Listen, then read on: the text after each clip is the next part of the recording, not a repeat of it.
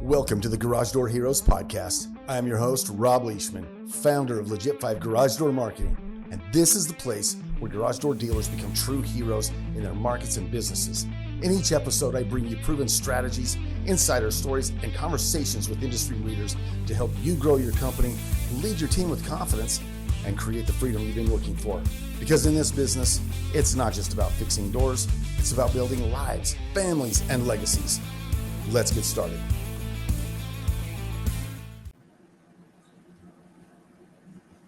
All right. Hey, everybody. Thank you so much for joining us today. I have looked forward to this podcast for, I think we're going on about 3 or 4 weeks. We had some glitches, with getting together with Bill. But I have talked to Bill several times, and I have heard the story and how he built this up. Now, this is part of the overall theme of what I do, or the idea behind the Garage Door Heroes Facebook group and the theme of our podcast series. Right? I'm hoping that the people listening and joining on in here are interested in growing, succeeding, building, and scaling their business to get to a certain point, right? An end in mind, or an exit strategy that says, I'm not just building a job for myself. I'm not just trying to make myself busy and make some money and employ a few people. That's fine. There's a time and a place for that. But what my goal is here is actual success and wealth and stability, freedom, and impact. So Bill is the perfect example of that. And that's why I'm so excited to bring him on. I hope that you're building your business with the intent to sell. Now, that doesn't mean you have to sell. But if you build your business with the intent to sell, that means you've got your record keeping, you've got your marketing systems, you've got your other systems and organization in place, so that if something happens to you, let's just take you out of the equation, whether it's 3 weeks or a month, like maybe you're in an auto accident and you can't function, someone has to be able to run that business without you. What if you get hurt and you're taken out completely, and this business is left to family? And I don't care if it's a spouse or kids or somebody else, or just the people running it have to be able to run it. If you've got the systems in place, that business can continue. Or your spouse might have something that can be sold. Or if you have kids that are at the right age and stage of life, they can take it over, but only if you have built it appropriately.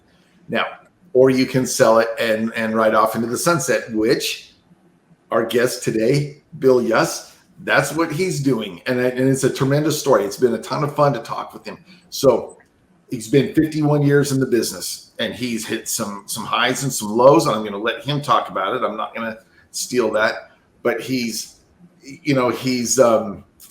now living the good life, and it's exciting to see, and exciting to hear about, and the options that he has for his future. So enough. I'm done talking. Bill, thank you so much for joining us. I want to turn the time over to you. Well, thanks, Rob. I appreciate it so much. I'm happy to be here today, and it's an honor. It's an honor. I hear a lot about you in your podcast and what you do for a living and everything, and I'll make it real fast. I'm excited. It's just every day is a treasure, and it's a beauty, and God gives us blessings every day, and it's amazing. And it's all I got to say. And before I go any further, I want to say God is the reason for all this. He has really helped me out a lot. Okay, and guided me this whole thing. That's terrific. I love that. So I'm going to start out with, first of all, I love the door business. It's been in my blood since I was 15 years old. And I'm going to start off when I was 15 years old. So I'm going to work my way, and I'll go real fast so I'm not boring anybody. When I was 15 years old, I started out, I was pumping gas at a gas station because I got my license when I was 15 because my mom and dad died. So I got a hardship license to drive a car at 15. Okay. So I had to be an adult pretty fast in my life, because it was either that or work in the alleys of selling fruits and vegetables when I was 13 years old. And that's what I did in Chicago. So when I was 15, I was pumping gas for 80 cents an hour. I'm going to tell you what it was. And every night at midnight, I'd have to put the tow truck away in the middle bay at an Amoco gas station. So every night I do that. And then one night I went to put the tow truck in the bay, in the middle bay. And you know how the olden days, the tow trucks, they had those booms on the back of them, you know, not nowadays. Nowadays, they're all flatbeds. But in the old days, they used to have the cranes on the back of them. Well, the crane hit the top of the door or the bottom of the garage door because I didn't open up the garage door all the way. So I dented it pretty bad, an aluminum door. So, and that was at midnight when I was locking up the place. So I didn't have no way to call the owner of the business or of the gas station. I called 4 door companies. 3 of them didn't answer. One of them said they'll come in there. It was like $400. I said, I don't get that kind of money. I only make 80 cents an hour. And this is in the 70s. Okay, so I stayed up all night until 6 in the morning. I worked in that door. I got that door not only working, but also working better than it was ever. Then when the owner came in at 6 in the morning, he asked, what am I still doing there? And I said, well, embarrassing to tell you, I hit your door. And I had to stay here all night, but I got it working. I got it secure, and I'm leaving. I'll see you later. He says, I can't believe this. He checked the door out. He said, it works better than even before. And I have no door experience at all. Right. But I was a handyman, and I worked with my hands and tools all my life, so I know how to do that kind of stuff, you know, tools. So 2 days later, I says, gee, Willikers, you must make good money in the door business. So a bell rang up in my head. So I went to a door company, and I worked for them for about 4 months, a door guy called Dulfer Door Company in Chicago. He was nice enough to accept me as an apprentice and didn't know nothing about it. He gave me a truck and everything. So I went out to work, and I was making the money. And after 4 months, I says, that's it. I'm opening my own company. So since that day, I opened my very first company when I was 16 years old. And it was called B&L Door Company in Chicago.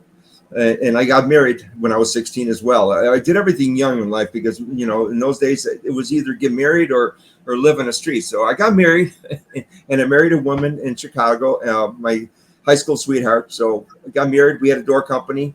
It was very successful for about 8 or 10 years. Unfortunately, my wife went through some medical problems in life because we lost a baby when we were, and so that all took a bad turn on things. So obviously we got a divorce, and that kind of tore up the business apart.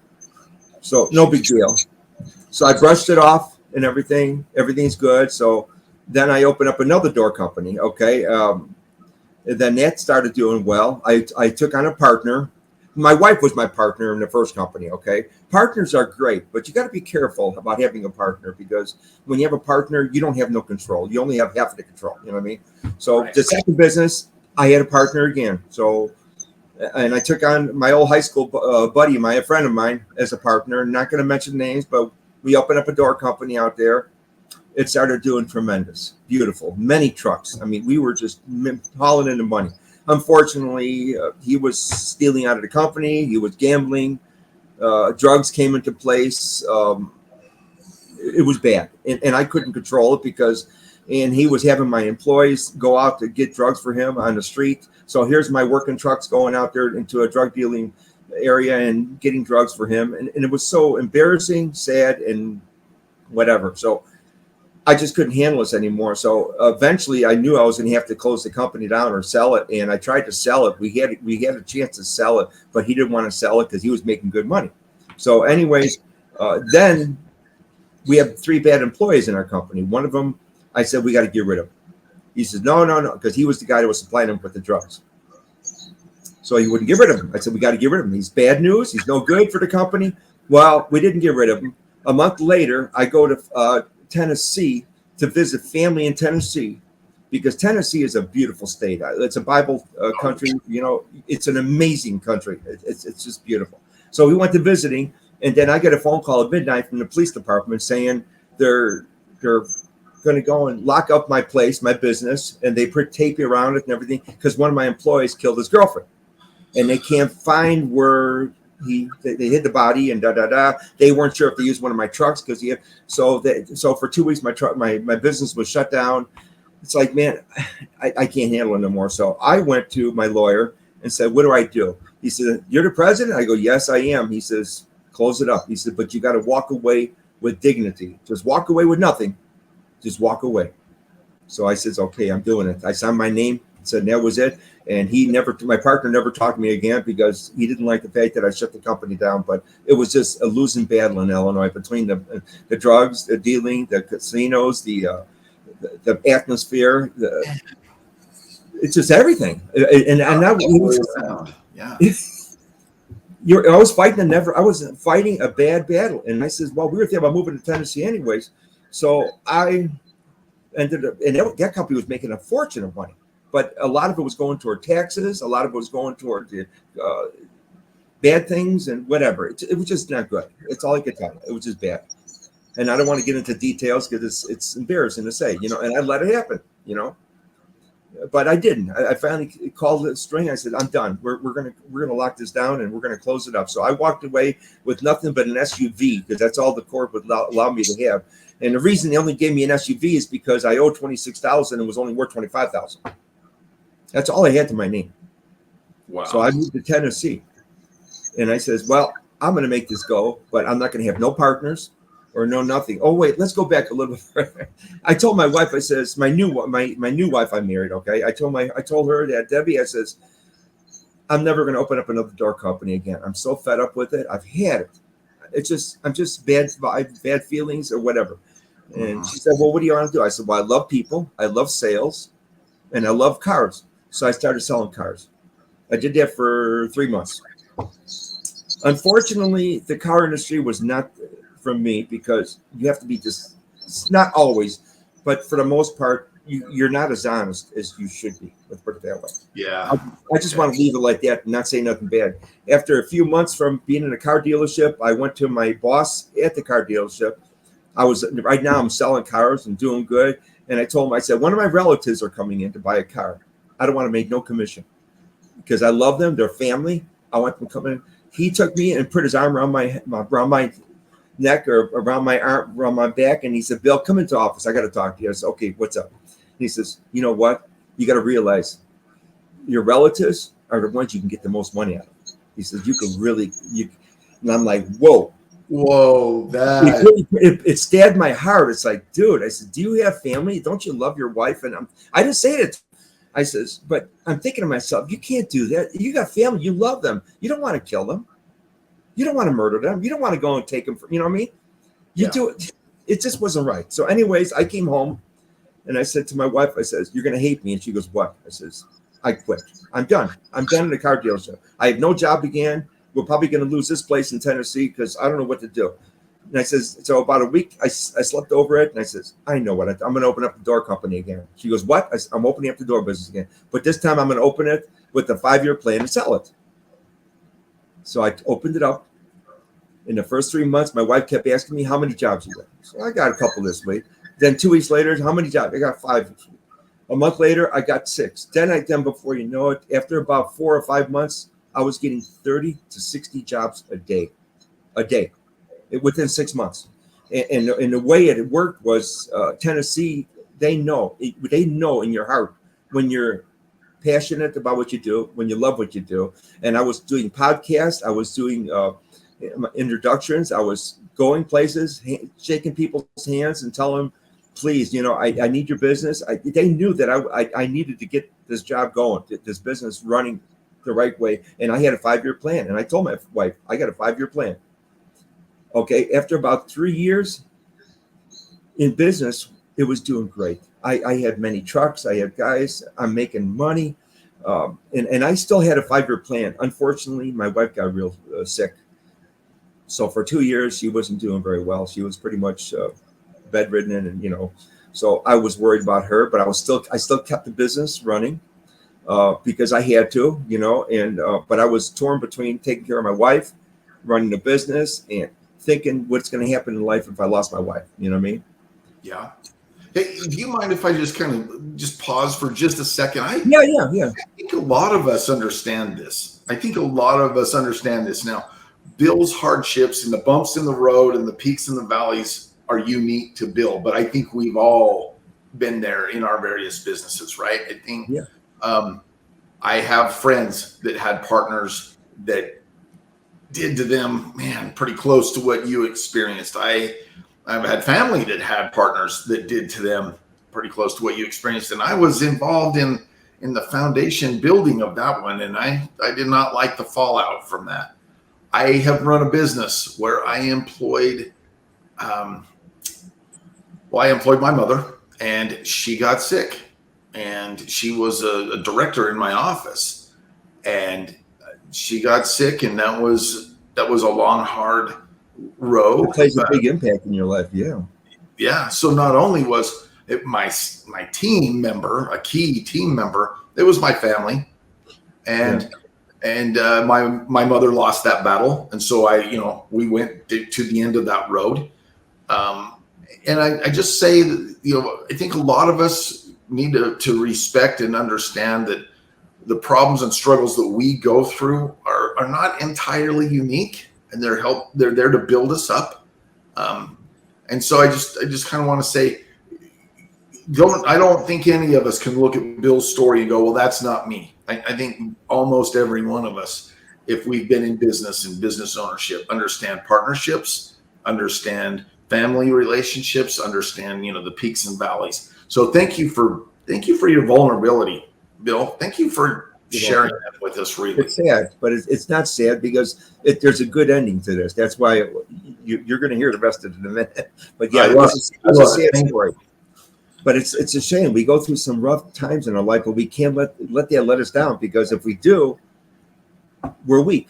We don't want to be weak. That's God just giving you another challenge to say, listen, can you handle this challenge? Because I got something better for you, but you got to make it through this challenge. Right you on. Got to. Don't let it get you down, because if you do, he wins. The devil wins, Yeah, we can't allow that. We've got to fight that fight every single day, don't we? Exactly. So you always do your best, be your best, and treat everybody the way you want to be treated. And when I came to Tennessee, I started treating people 10 times better than I did in Chicago, because the morale, the love, everything out in Tennessee is so different. I've never felt so much love as I did in Tennessee. You could leave a $20 bill at a restaurant by accident on the table, and then they'll come running out to say, is this yours? You left it or whatever. In Chicago, 12 people would have been tearing everybody down to get that $20 bill. Well, we got to love a culture like it's different, man. I'll tell you. So anyway, so to get where I'm at, you have to love your employees. No, that's a big step. Love your employees, treat them well, and share your profitability with them. Everything, share it with them. If you don't, they're your backbone. If it wasn't for them, you ain't gonna have it. You need them, and they need you. And let them know that you love them and that you're going to take care of them. I would give them bonuses without them knowing about it.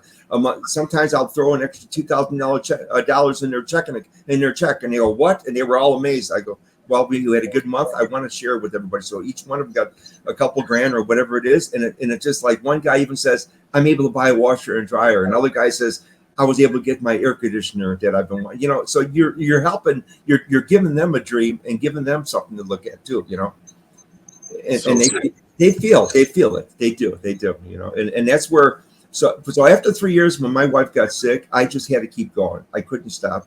The business was doing good, and I still had to stay on track for my 5-year program. But of course, it took me 6 years instead of 5 because of the obstacle that got in our way. But I still kept going. And then at the end of the 6th year, I decided, what am I going to do? Am I going to go and make this company larger? Because I had an option now.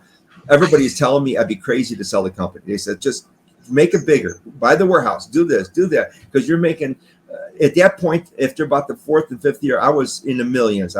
My sales were millions every year. They were the millions. I'm not going to lie to you. Okay. Right on. And my profits every month were unbelievable. And I'm just going to leave it at that. So, cool. So after about the 5th year, I decided, what do? Do I go and sell the company? Do I go and have my stepson take it over? Do I, you have to think, what are you going to do? Now, when you give it to your family, if they're not already in the door business, that's not a good choice in my feeling, because they've never ran a company before, a door company. So I'd still have to stay there and run it for them. You know what I mean? Mm-hmm.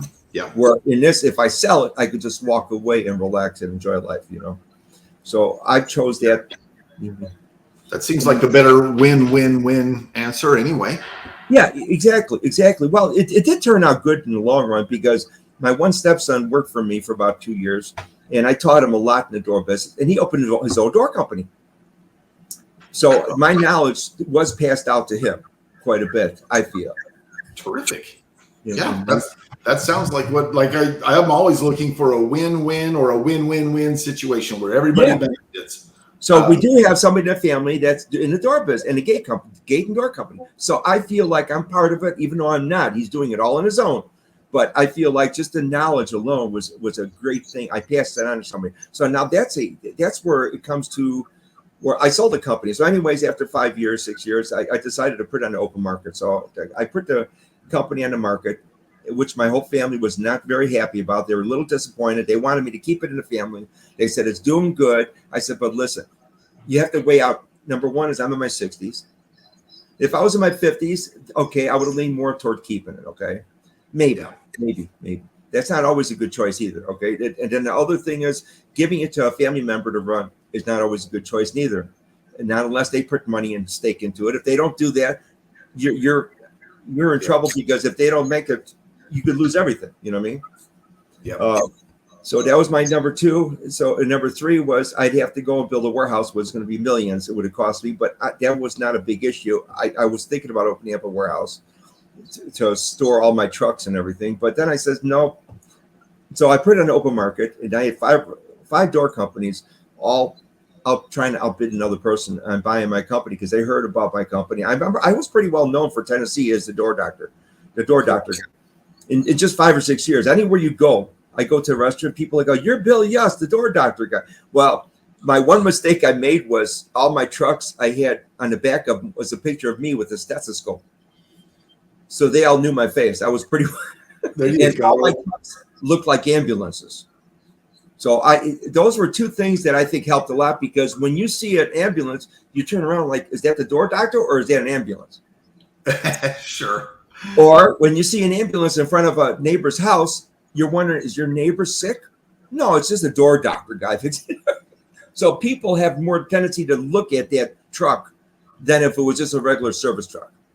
So I had a good scheme, a good plan. I had, good employees, and I had so there's a lot that you have to take into factor, and there's a lot of secrets that I'm going to start sharing with people once I decide where my next plan is. And my next plan is going to be either going to individuals, businesses that are going to need help, like the bar king. What is that guy that goes survival, the bar rescue? You ever watch that TV show, Bar Rescue? I haven't seen it. No. Are you serious? Okay. Well, anyways, when bars are going under, he would go to a bar and he would reorganize it. Yeah, I saw it. Yeah, okay. I see it. And then, and that's what I want to do with door. I want to go and if somebody needs my help, maybe I'll fly to their state and give them some within a week or two. I can give them some pointers that'll blow their mind because I know how to make a business sellable in 5 years. And that's your plan is if you want to sell it or if you want to just keep it and continue and bring it into the family. But you have to take the whole overall picture. You got to see what your family's like, with how old you are. So there's a lot of factors you got to put into place, before you decide that decision. That would be a beautiful thing if you flew around and spent a week or two with a struggling company and helped them see where they can tweak some things and move it forward. That would be awesome. And I'm not looking for it to be a TV show or nothing, but I want it to be a success story where let's say you get that door doctor guy, he'll turn over within 30 days, and I guarantee I could do it.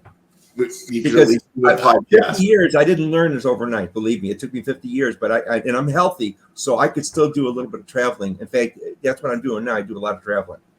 So cool. There, you've already shared couple of secrets. I'm going to highlight one right now. If anybody's been paying attention in the Garage Door Heroes private Facebook group, about a week and a half, 2 weeks ago, I made a post with a meme about we get more of what we celebrate.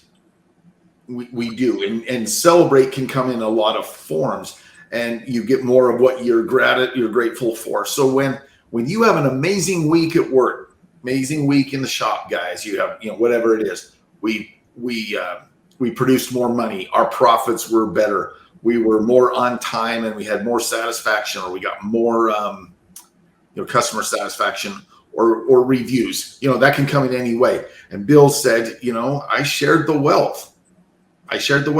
My people got an extra check in their paycheck.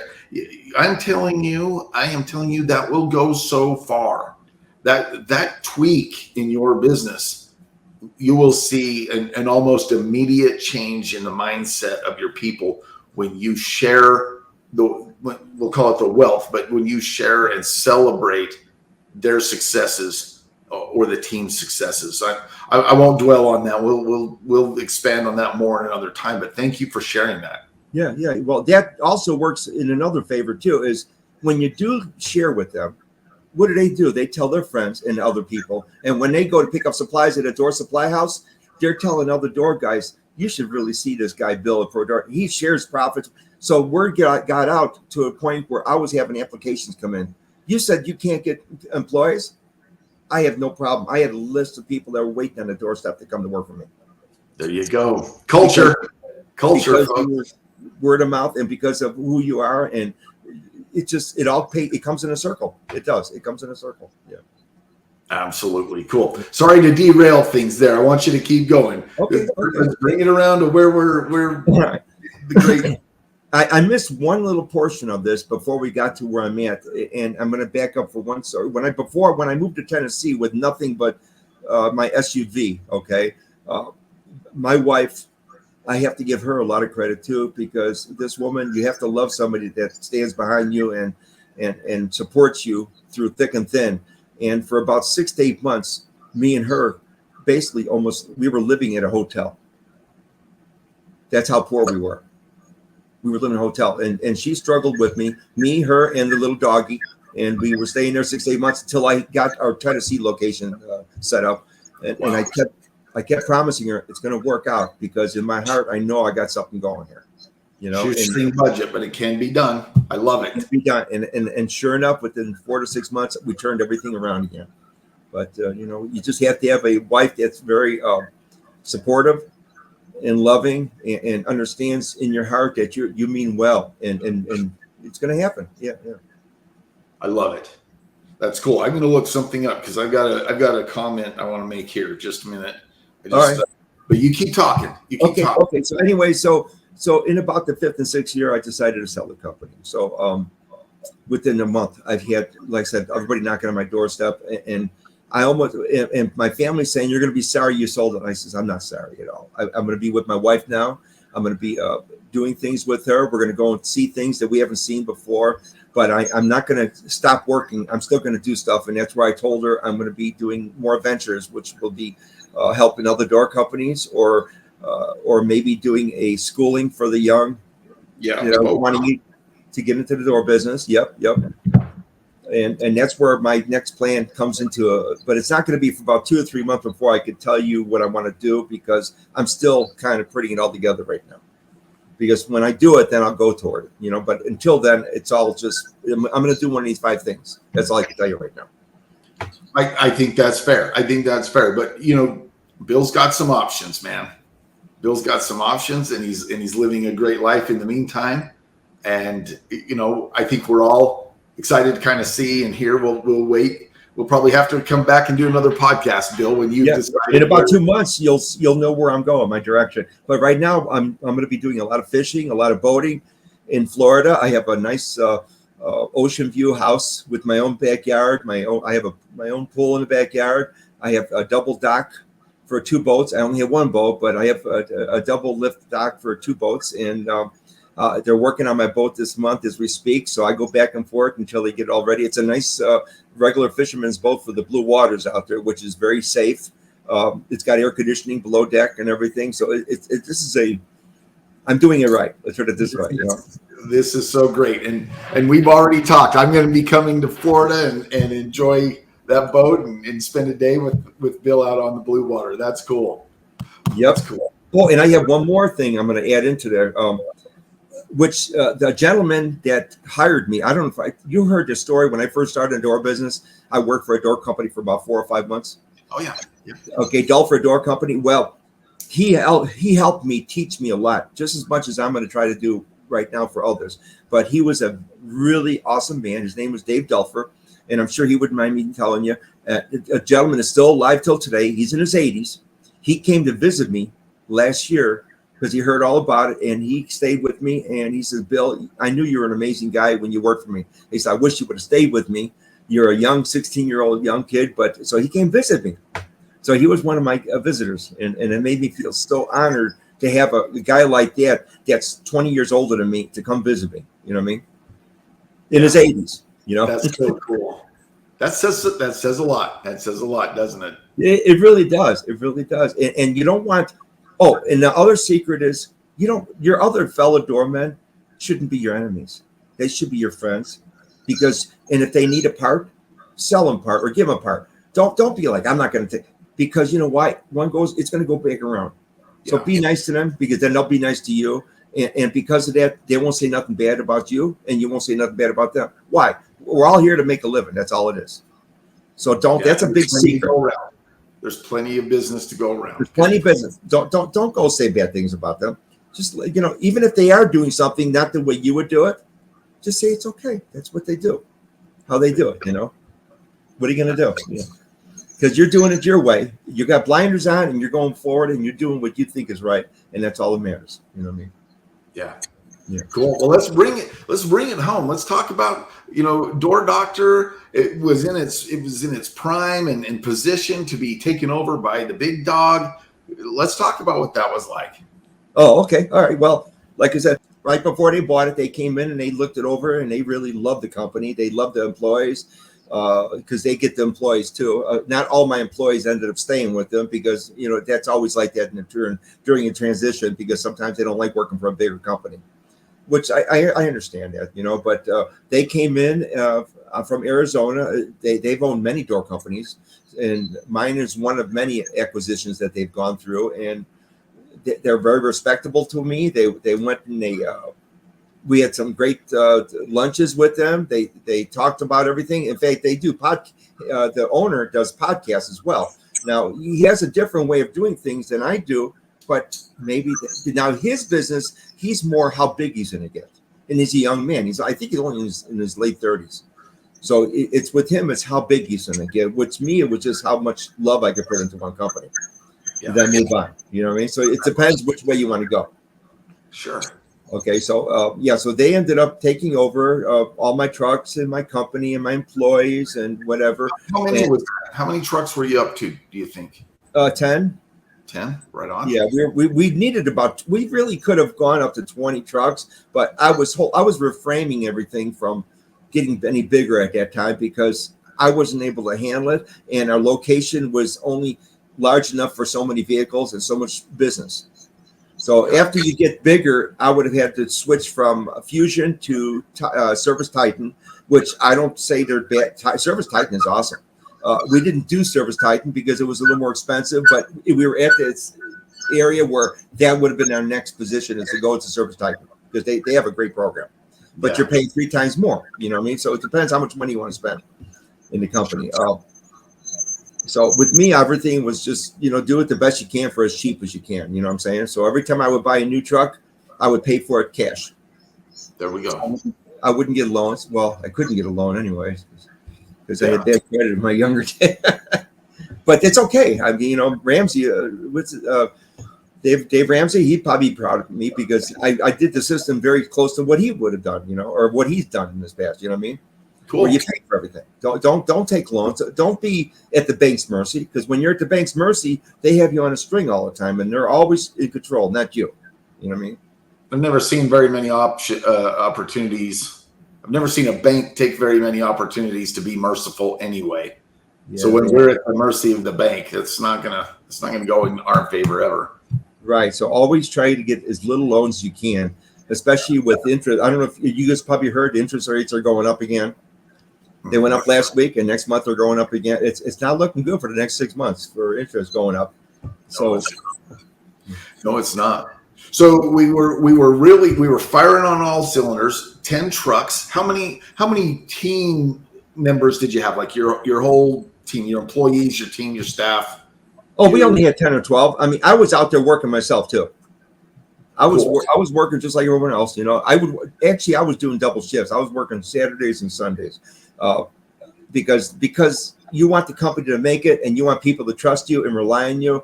Well, I used to have all the fire departments, the police departments, and all that. They always called our company because they knew that we're responsible. We'll come out there on a Sunday. Well, I'd have to go out there if I couldn't get one of my guys to come out there, and they're family guys. So I don't want to bother half of my guys. So I would sneak out of the house on a Sunday. If it's before church or after church or whatever, I'd go out there and do the repair. If it's a fire truck that was in trouble, they couldn't get out, I would go and fix the fire truck or the door for the fire truck, because they need you. They can't wait till Monday. You know what I mean? So word got out that we were trusted and we were reliable, and we'd be there when they needed us. You know what I'm saying? Right. Well, it's that kind of reputation that invites someone to come into your community and offer you money for your business. They wouldn't buy a business that didn't represent itself well in the community. Exactly. The love, yeah. So I was building my company up to sell in the millions, okay, which I did that. But then also I wanted nothing but all good rapport. So all my Google reviews were all 5 stars. Nice. I did have one that was a 1 star, and it turned out to be another door company that put it on there. Oh man. And that's kind of, you don't do that. I'm sorry. You just don't do that. It's bad. It's just, he was jealous. So anyways, but I had all 5 reviews, all 5-star reviews, no matter where I went, Facebook, whatever, all the different sites. Everybody just loved me. And Nextdoor, and I'd advise get on every one of those. Get on Nextdoor, get on Google, make sure you're on top dog on Google and all that. And you could do that without paying a lot of money. To being up there, and that every customer I'm going to give you one more little clue. I don't want to say too much because these are secrets that I want to help you guys, whoever is going to be hiring me later, because I want to have a job. I want to work here. But one of the secrets also is every time you do a job, send a thank you letter and a link so they can go and do a review, because most of the time they're going to put a good review as long as you did a good job. Now, if you do terrible work, then of course, obviously, you're not going to want them to give you a review. But I feel in my heart that we took care of each and every customer, is honest in the best way we could without killing them on price. So we were hopefully getting a good review. And sure enough, every review was a 5-star all the way down. And we had thousands of reviews, not just 50. We're probably one of the very few. I think there's only 3 or 4. I looked in the whole United States. There's only 3 or 4, maybe 5 door companies that have over 1,000 Google reviews. They're hard to come at. Yeah. So that's a big plus. So they see that and they're like, wow, this company is up there with their standards. And we all wear nice shirts. We all had nice clothes. And I buy all my guys in shirts so they have nice clothing every day. There you go. That's how you're the real deal. You're the real deal there. Yeah. So, I want to hit on a couple things. So, like you mentioned that your wife was a partner, and she was probably involved and not involved. Every business is a family business. Everyone, whether you've brought them in and they're integral or they're on the sidelines, you have to treat your family and your business like it's a family business, because your business impacts your family and your family impacts your business. And so you're going to need counsel and advice and wisdom. And usually we would turn around and seek some, fatherly advice somewhere. So let's not sleep on the fact that we need to recognize that our business is not separate from our family life. And I think that's another just gold nugget. Bill is trying to hold some things back, but he's dropping some nuggets out there for us guys. If we're paying attention, we'll be able to see that. And then the other thing, Bill, 7 figures. We often talk now in 7 figures. Bill was generating 7 figures, and his profitability was awesome, and he was paying things off. Right, and I'm not speaking out of turn here, right? Am I, Bill? Right. No, you're right. Yeah, he's able to compensate his team well, able to pay off the assets, the trucks, and what have you. And and grow his business and working on his reputation. And right now, here we are. We're at the end of July. We're the very end of July. I think tomorrow's the 1st of August. That's right. Yeah, it is. Wow. And in 2023, Google has kind of seen some funny things that they've been doing with their algorithm. And we've seen it a lot because artificial intelligence has come into play. And so, and Bill mentioned, staying at the top of Google and staying at the top of your community. I want to just throw in some things because we are a marketing company. And your content has now come into play. The content, the unique and helpful content that you provide your community on your blog and on your updates is paramount. But one of the biggest levers you can pull is your reputation and your reviews. Now, Bill mentioned Nextdoor. We're a Google, we're a Nextdoor marketing partner, and we. Oh, are you? Okay. Yeah, highly recommend everybody start taking advantages of some other platforms. Because it might be a little bit challenging right now to play the game with Google. They've got some things to sort out. And when we know the playbook, we'll be able to leverage that again. But there's been a lot of confusion on how organic rankings. But our clients that are still focused on their reviews, focused on their content, they're still ranking. They're still in the map pack. So you got to just play the game, play along, and stick to fundamentals. Don't get off in the weeds in terms of let's try this and let's try that, and don't do that. But there are other things like Yelp and Nextdoor that are high intent leads. People on Yelp, they intend to do business, so it's not flaky. Anyway, so if anyone has questions about that, I'd love the chance to talk with you about how to go from here to here with leads and conversions and things like that. And Bill just kind of mentioned that. I don't want to leave that because there's probably a lot of question marks. I didn't want to leave that unaddressed. What else, Bill? What else would you like to? Marketing is really a big thing. Don't think you do it yourself. You need somebody. You need a partner like you. You're your company. You need a marketing team. You need somebody like you to come in and help you. You can't do it yourself. There's no way you could do it yourself. If you could, that means you're good at everything. But nobody's good at everything. Nobody's good at everything. And we're good in the door business, and that's it. That's why I always make sure I got a good lawyer. When you need a lawyer, you get a good marketing guy that does, like you do all the Googles and all.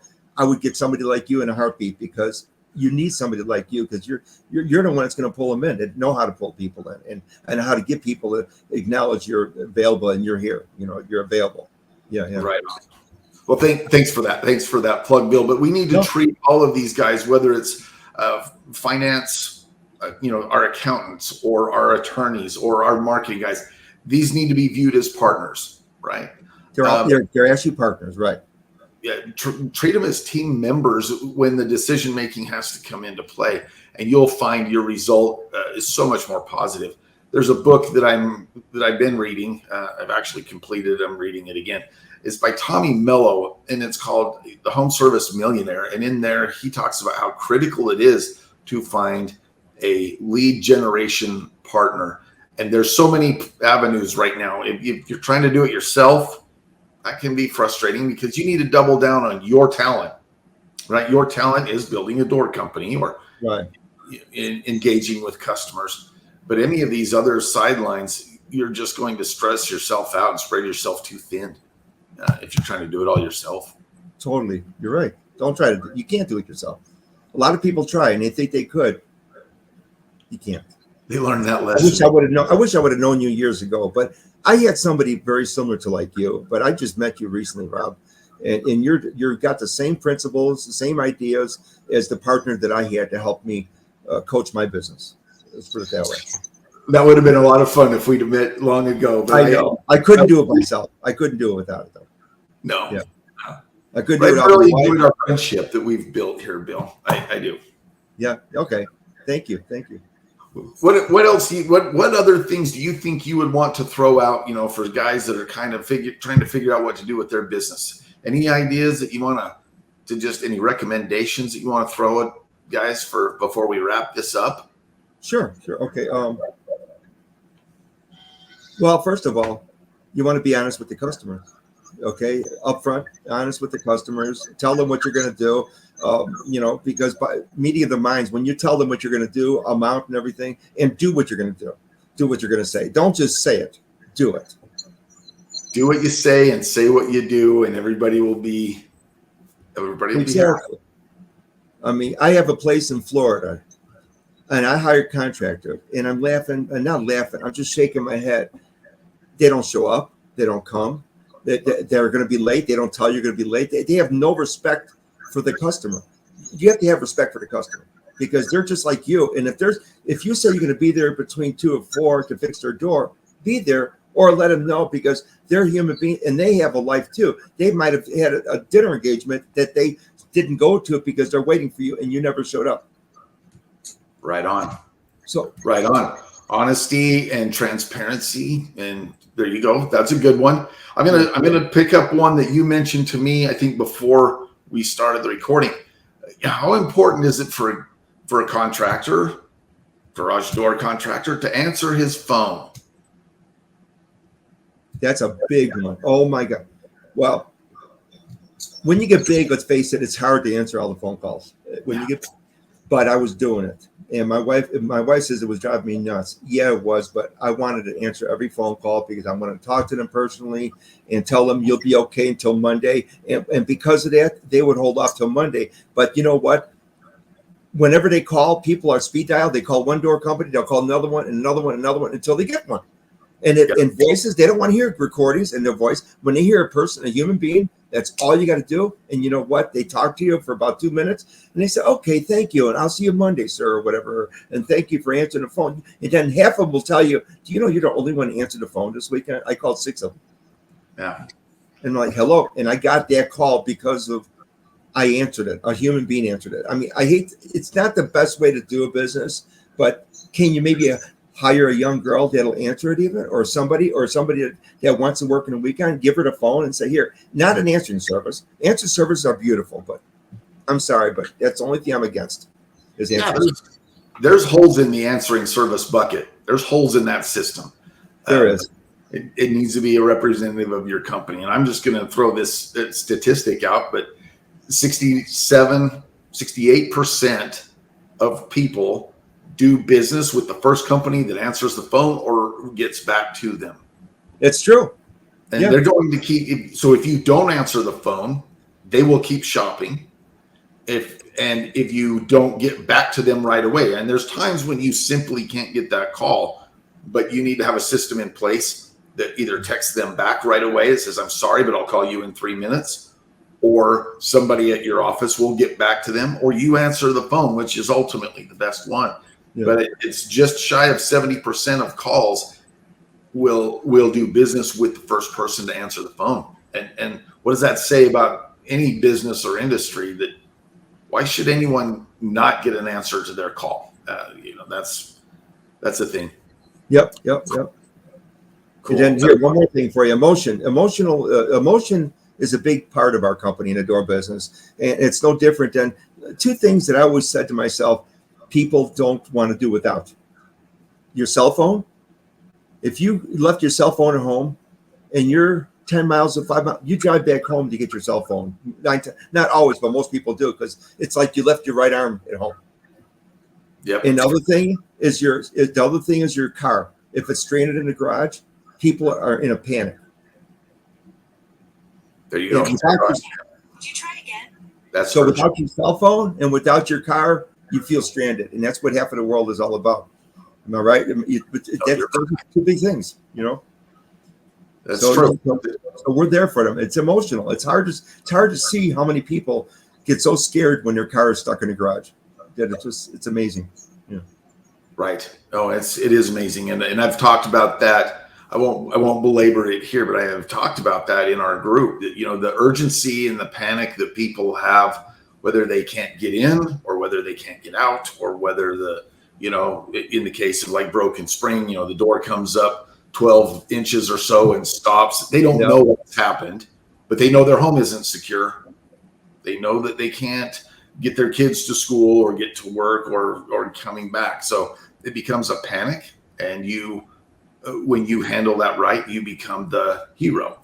Yes, and I became the hero quite often in the state of Tennessee, because if they call and they can't get out, even if I can't fix it, I answer the phone. Even if I can't fix it over the weekend, sometimes I'll say, okay, I'll stop by in for a few minutes. My wife will be with me in the car. I'll get your door open and we'll get your car out and we'll see you Monday. And they're so ecstatic. They go, thank you. So it helps. It helps. It really does. Right on. Yeah. Right on. Cool. Well, cool. Well, Bill, we have kept you on here, and you need to be living your retirement life. We've kept you on here for an hour, and I can't thank you enough for taking the time out to tell your story. And I know that you want to help members of the door and gate industry, and I cannot wait for that time to come. Now, right now, are you taking calls if guys are interested at all in talking or Yes, you're welcome to call me. I give free advice on the phone because it's part of my love and part of my thing. I do that. But if you want some major information, major advice, and major help, I'd be willing to come out and fly and see your place of business. Of course, I won't do it for nothing, but it's going to be a fraction of what you pay a professional, because I'm a one-man guy and I'm doing it more for passion than anything. I want to see you succeed, because in my eyes, if I make one more door company succeed, I feel like I succeeded, even if I'm only going to get a little portion of it. You know what I mean? Wow. And we could partner where you could, because you come in and me, we can make them. We can kill it. We can really launch some businesses. That would be awesome. I would love it. But you're welcome to give my number out, because it's I've answered my number all my life. In fact, here, see this here? What's he? Oh, there we go. That phone number? Yep. I kept that number. That's my personal house number. I don't live in Chicago anymore, but it's door, DOR. There we go, guys. I won't give her that number. Don't. But guys, Bill has been there and done that, and he has hit that success line, and he's offering to help. Certainly not free. Let's not pretend that it would be, but certainly not at the level of a lot of the consultants that are out there in terms of price. Bill is offering to help you, gain some clarity in your business and get some clarity in your direction and help you start achieving goals. And so I love Bill for doing that.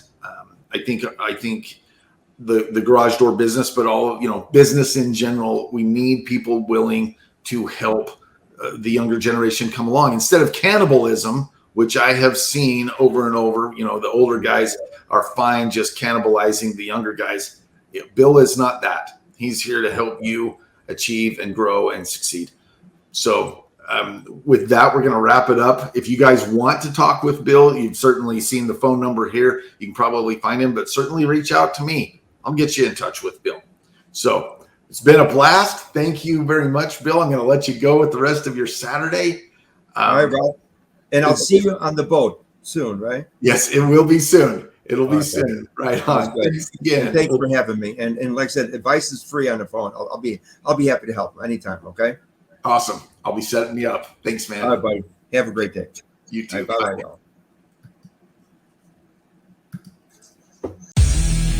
Thanks for listening to the Garage Door Heroes podcast. I'm your host, Robb Leishman.